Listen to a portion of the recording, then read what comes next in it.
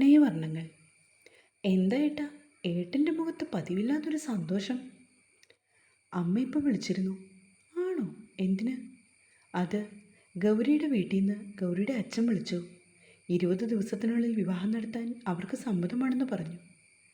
അവൻ അത് പറയുകയും അമ്മാളും ഓടി വന്ന് ഗൗരിയെ കെട്ടിപ്പിടിച്ചു. ഗൗരി പക്ഷേ കേട്ടത് വിശ്വസിക്കാനാവാതെ നിൽക്കുകയാണ്. ഏടത്തി, സന്തോഷമായോ? ഇനി ഏടത്തി ഞങ്ങളുടെ വീട്ടിൽ വരാൻ അധിക ദിവസമൊന്നുമില്ല. എന്തൊക്കെ കാര്യങ്ങൾ ഇനി ചെയ്ത് തീർക്കാനുണ്ട്. ഡ്രസ്സ് എടുക്കണം, അത് സ്റ്റിച്ച് ചെയ്യാൻ കൊടുക്കണം, പിന്നെ ഓർണമെൻറ്റ്സ്. അമ്മാളു, ഡ്രസ്സ് ഇഷ്ടമായെങ്കിൽ നമുക്കതെടുക്കാം, എന്നിട്ട് പോകണ്ടേ? ഇപ്പം തന്നെ നമ്മൾ താമസിച്ചു. ഗൗരി തിടുക്കം കൂട്ടി.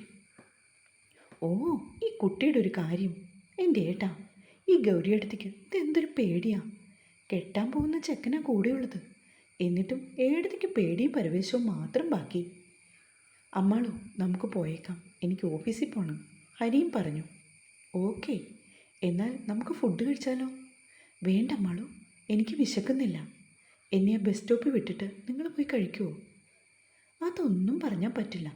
ഫുഡ് കഴിച്ചിട്ട് നമുക്ക് വേഗം പോകാം, ഹരി ഗൗരിയെ നോക്കി പറഞ്ഞു.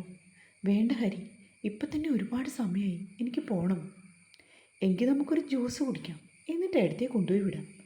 അതും പറഞ്ഞുകൊണ്ട് അമ്മാളു അവളുടെ കയ്യിൽ പിടിച്ച് നടന്നു കഴിഞ്ഞു. ഹരിയെയും ഗൗരിയെയും അമ്മാളു ചേർത്ത് നിർത്തി കുറേ ഫോട്ടോസൊക്കെ എടുത്തു. എൻ്റെ അടുത്തി എന്തിനാ ഇത്ര ഗ്യാപ്പിട്ട് നിൽക്കുന്നേ? എനിക്കിപ്പോഴും സംശയമുണ്ട് കേട്ടോ, നിങ്ങൾ ശരിക്കും ലപ്പായിരുന്നോന്ന്. ഗൗരിയുടെ ഹൃദയത്തിൽ ഒരു കൊളുത്തിപ്പിടിക്കലുണ്ടായി. അവളുടെ മുഖത്ത് വിരിഞ്ഞ ഭാവം ഒപ്പിയെടുക്കുകയാണ് ഹരി.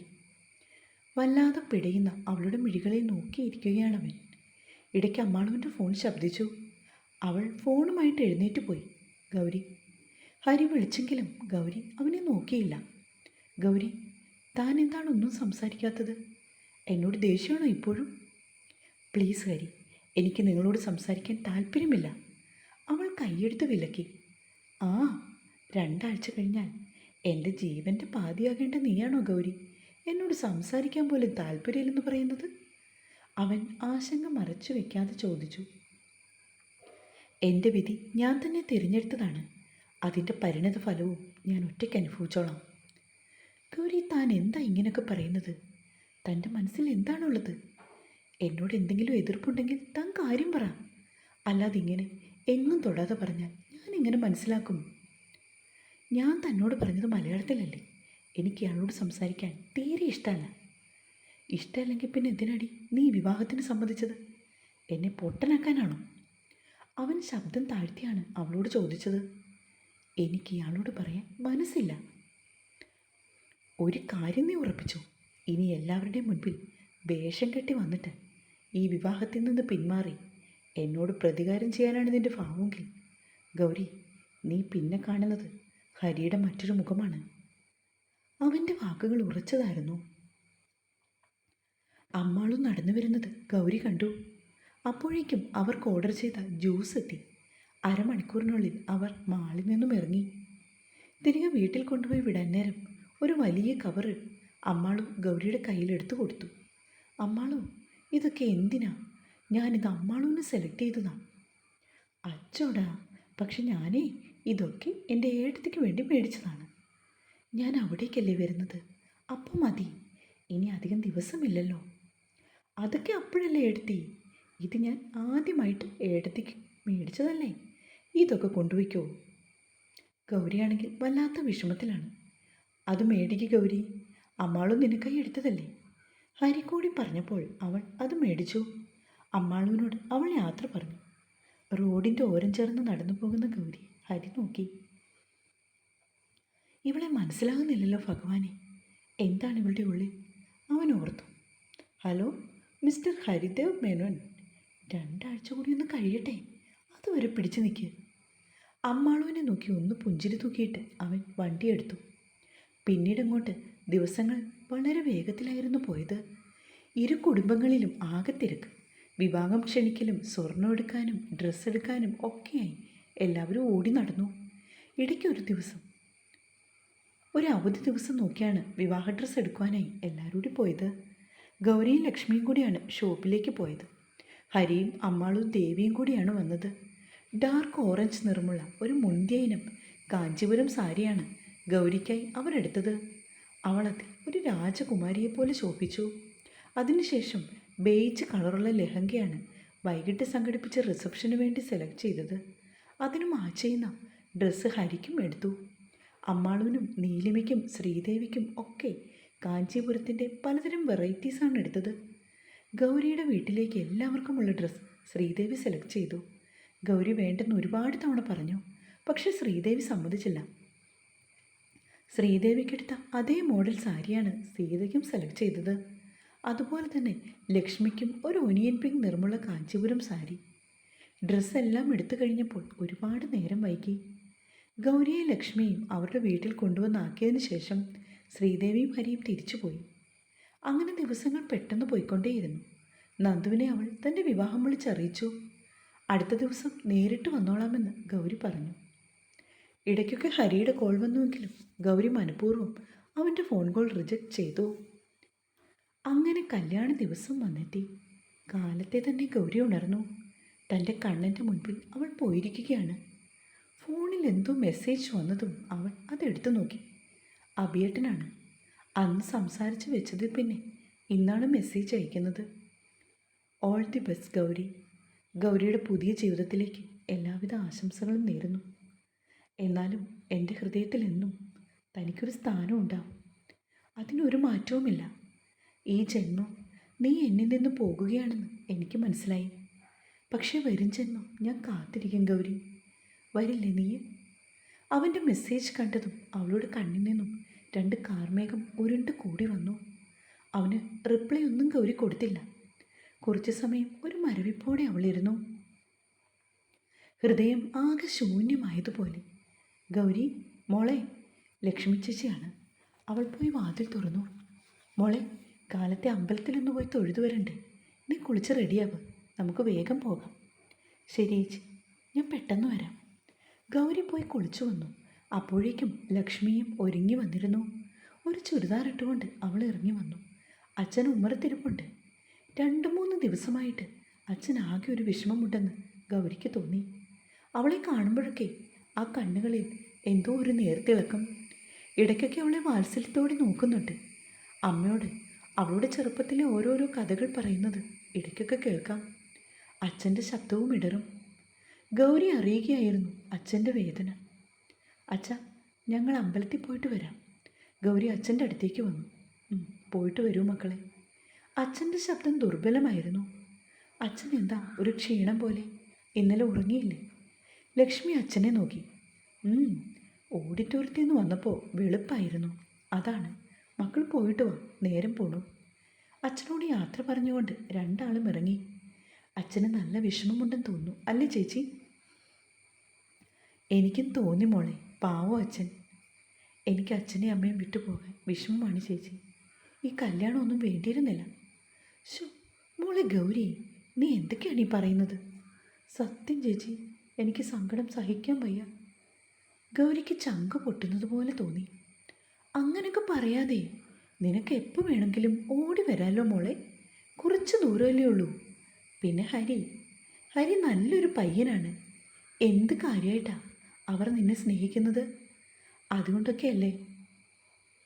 നീ ഓരോന്നോർത്ത് മനസ്സ് വിഷമിക്കരുത്. ലക്ഷ്മിയുടെ വാക്കുകൾ അവൾക്ക് ആശ്വാസമൊന്നും നൽകിയിരുന്നില്ല. അവളുടെ മനസ്സിൽ വിങ്ങുന്ന നെഞ്ചുമായി നിൽക്കുന്ന അവളുടെ പാവം അച്ഛൻ്റെ മുഖമായിരുന്നു.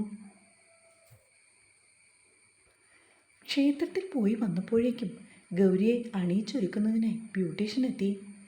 മേലെടുത്തു നിന്നും ഏർപ്പാടാക്കിയതാണ് അവരെ. പൊന്നും പൂവും പുടവയും അണിഞ്ഞപ്പോൾ ഗൗരി ഒരു ദേവതയായി മാറി. എല്ലാവരും അവളെ നോക്കി നിൽക്കുന്നു. അച്ഛൻ്റെയും അമ്മയുടെയും പാദത്തിൽ വന്നിച്ചുകൊണ്ട് ലക്ഷ്മി ചേച്ചിയോടൊപ്പം അവൾ ഇറങ്ങി. ആരും കാണാതെ സീത തൻ്റെ മിഴിനീർ ഒപ്പി.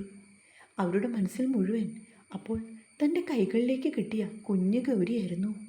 പനിനീർ മുട്ടുപോലെ തൻ്റെ മുന്നിൽ വളർന്ന തൻ്റെ പൊന്നുപോൽ. സീതയുടെ നൊമ്പരം അപ്പോൾ മനസ്സിലാക്കിയതുപോലെ ശേഖരൻ വന്ന് അവരുടെ കയ്യിൽ പിടിച്ചു. നീ കുട്ടികളോടൊപ്പം ചെല്ല്, അയാൾ പറഞ്ഞു. അങ്ങനെ എല്ലാവരും കൂടി ഇറങ്ങി. ചെക്കനും കൂട്ടരും എത്തിയപ്പോൾ ഗോപനും ഗൗരിയുടെ അമ്മാവിൻ്റെ മകനും ബാക്കി കുറച്ച് ആളുകളും കൂടിയാണ് സ്വീകരിച്ചത്. ചെക്കനെ സ്വീകരിച്ച് പന്തലിൽ കൊണ്ടുപോയി ഇരുത്തി. അതിനുശേഷമാണ് ഗൗരിയെ കൂട്ടിക്കൊണ്ടുവന്നത്. ഗൗരിയെ കണ്ടതും അമ്മാളുവിൻ്റെയും ശ്രീദേവിയുടെയും മുഖം വിടർന്നു. അവളുടെ മുഖത്തു നിന്നും കണ്ണെടുക്കാതെ നിൽക്കുകയാണവർ. ഗോപിനാഥ മേനോനും ഒരുപാട് ഇഷ്ടമായിരുന്നു അവളെ. അമ്മേ, ദേ ഗൗരിമോള് വരുന്നു. ജാനകിയമ്മയോട് ശ്രീദേവി പറഞ്ഞപ്പോഴാണ് അവരവളെ കാണുന്നത്. അപ്സരസിനെ പോലെ നടന്നു വരികയാണവൾ. നന്ദുവും ലക്ഷ്മിയും ഒക്കെയുണ്ട് അവളുടെ കൂടെ. രേണുവും ഉണ്ണിയും അവളെ ആദ്യമായിട്ടാണ് കാണുന്നത്. രണ്ടാൾക്കും വളരെയധികം ഇഷ്ടമായി ഗൗരിയെ. നീലിമയ്ക്ക് മാത്രം കുറച്ച് കുശുമ്പുണ്ടായിരുന്നു. കാരണം വേറൊന്നുമല്ല, അവളുടെ സൗന്ദര്യം. എല്ലാവരും നോക്കുന്നതും അഭിപ്രായം പറയുന്നതും കണ്ടപ്പോൾ നീലിമ അവളെ നോക്കി നിന്നു. ഹരിയുടെ അരികത്തായി ഗൗരി ഇരുന്നു. അവനൊന്ന് പാളി നോക്കി. ഗൗരിയെ കണ്ടതും അവൻ ഞെട്ടിപ്പോയി. അത്രയ്ക്ക് മനോഹരിയായിരുന്നു അവൾ. അമ്മാളും അവളുടെ പിന്നിലായി നിന്നു. ഇനി ഈ താലി പെൺകുട്ടിയെ അണിയിക്കുക ആരോ നിർദ്ദേശിച്ചു. അങ്ങനെ 33 ദൈവങ്ങളെയും സാക്ഷി നിർത്തി ആരവങ്ങളുടെയും ആർപ്പുവിളികളുടെയും അകമ്പടിയോടെ ഹരി ഗൗരിയുടെ കഴുത്തിൽ താലി ചാർത്തി. ഇനിയുള്ള 7 ജന്മങ്ങളിലും ഇവളാകണേ തൻ്റെ വാമഭാഗത്തെന്ന് പ്രാർത്ഥിച്ചുകൊണ്ട് ഹരി 3 തവണയും വലം വെച്ചു. ഒരിക്കൽ പോലും അവൾ അവനെ നോക്കിയതേ ഇല്ലല്ലോ എന്ന് ഹരി ഓർത്തു. എന്നാലും അവളിപ്പോൾ തൻ്റെ സ്വന്തം പെണ്ണായല്ലോ. അത് ഓർത്തപ്പോൾ അവന് ഒരു നറുപുഞ്ചിരി തത്തിക്കളിച്ചു. എല്ലാവരും വധൂവരന്മാർക്ക് ആശംസകൾ അറിയിക്കുകയാണ്. ഗൗരി മാത്രം മറ്റേതോ ലോകത്ത് എന്നതുപോലെ നിന്നു. ഫോട്ടോഗ്രാഫേഴ്സ് പറയുന്നതിനനുസരിച്ചുകൊണ്ട് ഹരി അവളെ തന്നോട് ചേർത്ത് നിർത്തി. പെട്ടെന്ന് കത്തുന്ന മിഴികളോടെ അവൾ ഹരിയെ നോക്കി. എന്താണെന്ന് അവൻ ആംഗ്യത്തിൽ ചോദിച്ചു. ഇങ്ങനെയൊക്കെ എടുത്താൽ മതി, കൂടുതൽ ഇങ്ങോട്ട് ചേരാൻ വരണ്ട. അവൾ പെറുപെറുത്തു. അങ്ങനൊക്കെ പറഞ്ഞാൽ എങ്ങനെയാണ് എൻ്റെ ഗൗരി? നീ എന്നിൽ മനസ്സുകൊണ്ട് ചേർന്ന് കഴിഞ്ഞു. ഇനി ശരീരം കൊണ്ടേ ഉള്ളൂ.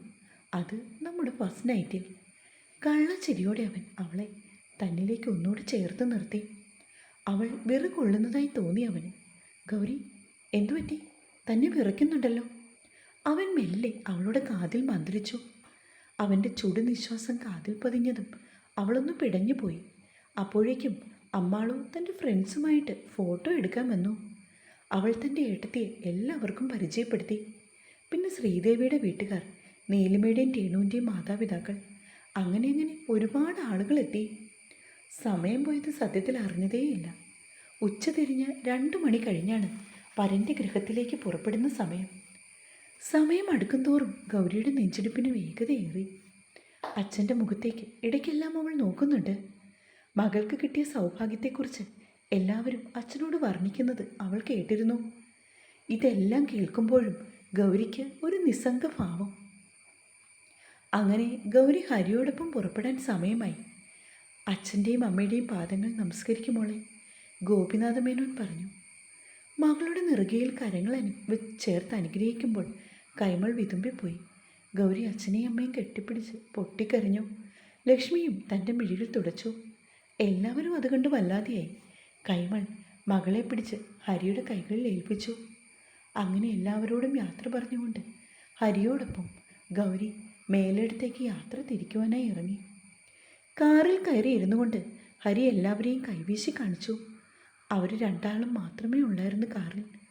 അമ്മാളും അച്ഛൻ്റെ ഒപ്പമായിരുന്നു. ശ്രീദേവിയും മറ്റും പെണ്ണിനെയും ചെക്കനെയും സ്വീകരിക്കുവാനേ നേരത്തെ പുറപ്പെട്ടിരുന്നു. അവൻ്റെ വലം കൈയിൽ അപ്പോഴും പൂവ് പോലെ മൃദുലമായ ഗൗരിയുടെ കൈയുണ്ടായിരുന്നു. അവളിൽ നിന്നും ഏങ്ങലടി ഉയരുന്നുണ്ട്. ഹരി അവളുടെ തോളി തട്ടി. പെട്ടെന്ന് അവൾ അവനെ നോക്കി. എന്നിട്ട് തൻ്റെ കൈ അവനിൽ നിന്നും വലിച്ചെടുത്തു. എന്നാൽ അവൻ അല്പം അധികാരത്തോടെ അവളുടെ കയ്യിൽ പിടിക്കുവാൻ തുടങ്ങിയതും അവൻ അവൻ്റെ കൈ തട്ടി മാറ്റി. എന്നിട്ട് വെളിയിലേക്ക് കണ്ണു നട്ടിരുന്നു.